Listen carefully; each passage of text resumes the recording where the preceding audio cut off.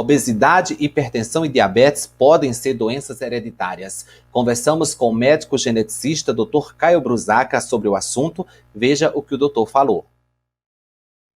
Doença hereditária é aquela onde há influência genética relacionado a uma família. Ou seja, existem várias pessoas naquela mesma família que teria a mesma doença. A gente tem que lembrar que o diabetes, tanto o tipo 1 quanto o tipo 2, quanto o diabetes insípidos, são doenças multifatoriais. Apesar de ter muito fator de hereditariedade envolvida, não é uma doença geneticamente determinada, que passa realmente de pai para filho. Há uma influência muito forte do material genético dos pais, mas somado ao meio ambiente, a pessoa apresenta a diabetes.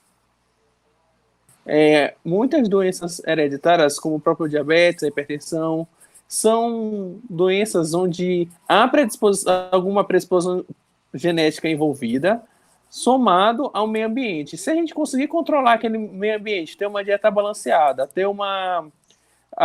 realizar atividade física, mesmo que a pessoa tenha muitos familiares com diabetes ou hipertensão ou até mesmo obesidade, ele não vai desenvolver a doença, apesar do seu fator hereditário. A doença genética, a gente fala, ou doença geneticamente determinada, é aquela que eu tenho um gene ou uma alteração genética e por isso a pessoa tem a doença. Por exemplo, na síndrome de Down. A síndrome de Down é uma condição onde há uma trissomia do cromossomo 21. O cromossomo 21 tem 3. Isso é uma doença genética, mas síndrome de Down normalmente não é herdado, por exemplo. Já, por exemplo, uma doença hereditária mais comum, a doença de Huntington, que é uma doença neurológica. Ela realmente passa de pai para filho, de filho para neto, de neto para bisneto, com um padrão que a gente chama de autossômico dominante. Ela é genética e hereditária.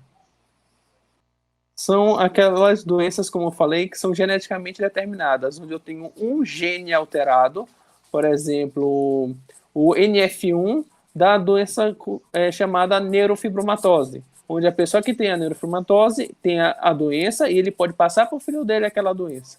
A doença de Huntington, as ataxias espinocerebelares, tem várias doenças genéticas e hereditárias.